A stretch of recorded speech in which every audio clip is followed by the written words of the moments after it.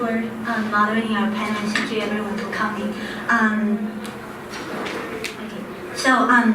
Today I'll be presenting on rescuing leftist feminism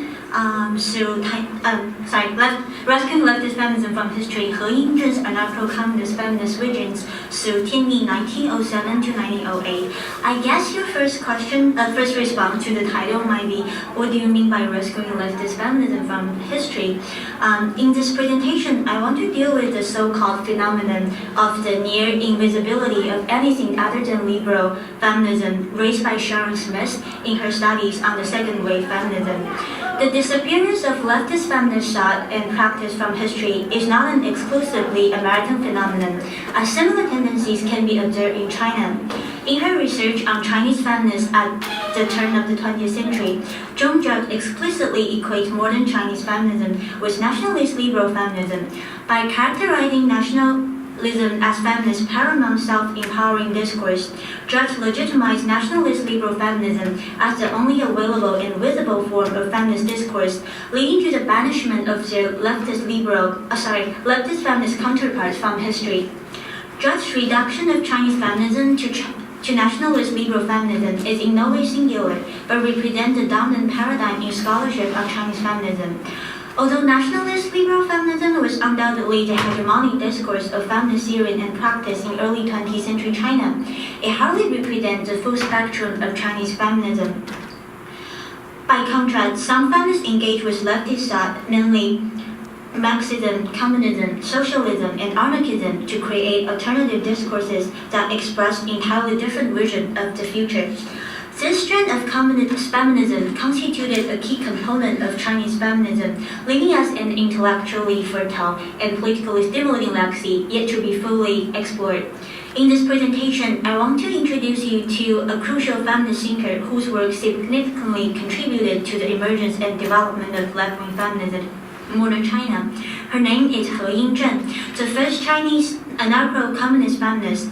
Better known as He Zhen, she was born into an intellectual family in 1886. Shortly after her marriage to Liu Shipei, a famous Chinese scholar and revolutionary activist, the couple moved to Shanghai in 1904, where He-Yin entered the Patriotic Women's School, one of the most radical schools at the time. It was at this school that He-Yin began to promote feminism through writing. In February 1907, the couple fled to Japan to seek political asylum. Soon after their arrival in Tokyo, they became acquainted with Chinese revolutionaries in exile, such as Zhang Ji, and Japanese anarchists represented by Kotoku Shusui. Influenced by these radical scholars and activists, He-Yin began reading the work of Russian Marxist revolution and theorist Leon Trotsky, and began increasingly interested in anarchism and communism. This pivotal intellectual encounter offered her a different perspective for examining women's oppression. Anarchists and communists were among the earliest allies with feminists as they analyzed the role patriarchy and private property played in women's subordination. Anarchist and communist analysis of gender inequality provided He-Yin with a novel theoretical framework within which feminist struggle could be imagined differently. Coming to realize the crucial role the state and capitalism had played in the systematic oppression of women, He-Yin began to question the nationalist liberal feminist claim that the strengthening of the nation and economic development were crucial to women's liberation. As she saw it, quote, "In today's China, if a women's revolution doesn't go hand in hand with political and economic revolution, it is not the right and true path," unquote. He-Yin's theorization and anarcho-communist feminism was thoroughly articulated through Tianyi, which means natural justice, a leftist feminist journal that she founded in 1907. As a semi-monthly magazine, Tianyi's first issue was published on June 1907 and the last one on March 1908, with a total of 19 issues. As the first left-wing feminist journal in the late Qing period, Tianyi gained widespread attention because of its ambition to combine feminist analysis with a wide range of leftist theories, including anarchism and communism. In fact, it was through Tianyi that selections from the Communist Manifesto, as well as the origin of the family, private property, and the state, were first translated into Chinese. As the editor and main contributor to this journal, He-Yin wrote 23 articles, widely covering topics from women's suffrage, sexuality, and the modern marriage system to gender binarism. In this presentation, I will focus on two of her most important analyses, which concern women's education and labor, in order to show how anarcho-communist feminism was articulated in her writing. The implementation of women's education was one of the first feminist reforms launched by nationalist liberal feminists at the turn of the 19th century. In 1897, Liang Qichao, a prominent scholar and reformer, published a far-reaching article on women's education, in which he detailed the necessity and benefits of educating Chinese women. Liang's central argument were twofold. First, the subordination of Chinese women mainly arose from their unemployment, which resulted from their illiteracy. The situation would be fundamentally changed once women received modern education, took jobs, and became independent producers. Second, increasing the female literacy rate was seen as a vital signifier of national power, given that, quote, the root causes of national weakness inevitably lie in women's lack of education, unquote. A decade after the publication of Liang's influential work, He-Yin wrote on the question of women's education as a direct response to Liang. At the beginning of the article, He-Yin argued that, quote, women's education in today's world is always an enslaving one. This is not only the case in East Asia, as even Euro-America is no exception, unquote. As He-Yin saw it, the so-called progressive women's education was merely a new form of oppression. To begin with, modern women's education across the globe promoted militarism and patriotism in order to mold women into loyal citizens, thus forcing women into slavery for their countries. Secondly, nationalist liberal feminists placed an emphasis on women learning practical skills for the sake of transforming them into independent laborers. This approach was equally problematic since, quote, the so-called independent working women are not really independent, but are dependent on capitalists, unquote. If women previously relied on their fathers and husbands, how now they became increasingly dependent on the capitalist class. He-Yin went on to ask, quote, is relying on capitalists to earn a living different from relying on men? Not really, unquote. Consequently, women's entry in the workforce merely misled them into becoming slaves of the capitalist class.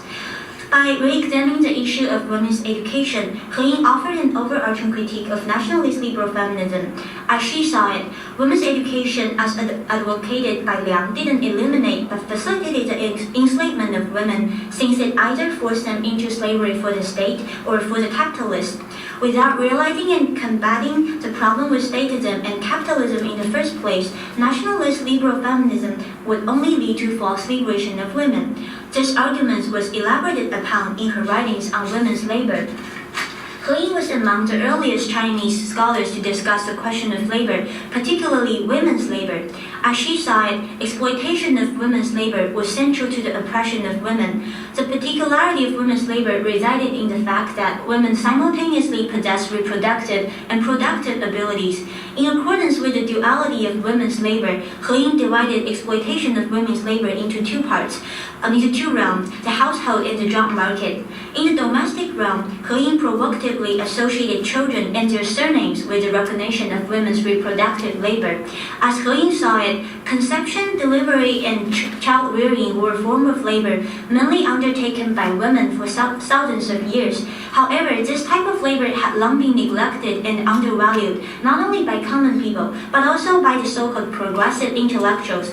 For instance, in the aforementioned text on women's education, Liang famously claimed that China's 200 million women, quote, all are consumers and none are producers, unquote. Apparently for Liang, women did not count as producers, despite the fact that they had been responsible for most household duties, from reproducing and raising offspring to cooking and making clothes for the entire family.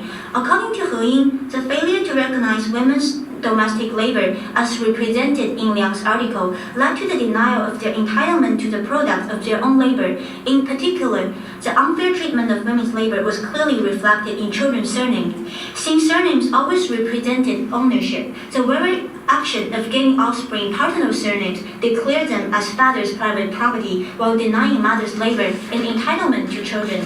In her article on the revenge of women, He-Yin furiously questioned, quote, "What other sense could it make to treat children as the father's private property when both parents are responsible for bringing them into the world and nurturing their life?" Unquote. By assigning the offspring paternal surnames while abandoning maternal ones, mother's efforts were completely denied. It was for this reason that He-Yin called for the abandonment of the exclusive use of paternal surnames. As a result, she made the decision to attach her maternal surname Yin to her paternal surname He, making her surname He-Yin. In fact, she was probably the first Chinese woman who intentionally chose to use a joint surname based on the theoretical articulation of women's labor. The point of contention between He-Yin and Liang was their different definitions of labor. For most of the nationalist liberal feminists, domestic labor didn't count as a real labor, as farming the land or working in the factories did. In comparison, for He-Yin, Liang's conception of labor was already gendered and inherently patriarchal. Even when He-Yin turned to the standard understanding of labor, which means industrial labor, her viewpoint also differs significantly from that of nationalist liberal feminists. As shown above, increases in the female employment rate was widely viewed by nationalist liberal feminists as a way to realize women's independence. However, in He-Yin's view, without changing the unequal economic structure, entering the labor market would not eliminate, but rather deepen the oppression of women. On the question of women's labor, He-Yin proclaimed that, quote, "In the contemporary industrial world, examining the major trends in women's labor reveals that women are constrained by the labor system. Women could but rely upon capitalists for a living, catering to their every whim. I'm afraid there's no hope for freedom from it," unquote. One would ask then, where could people find the hope for freedom? According to He-Yin, the ultimate solution lied in economic revolution. In Economic Revolution and Women's Revolution, He-Yin argued that the definition of economic revolution was, quote, "to overthrow the system of private property and to replace it with communal property, meanwhile abandoning all monies and currencies," unquote. In her opinion, quote, "if an economic revolution cannot be accomplished, then the common phrase heard today, calling for a revolution between man and woman, cannot be said to have touched the essence of the problem," unquote. Clearly, He-Yin believed that women's liberation could not be achieved without the overthrow of private property and capitalism. In one word, as the earliest Chinese scholar to take seriously the issue of women's labor, He-Yin developed an innovative analysis of the exploitation of women's labor within and outside of the household, before and after the capitalist era.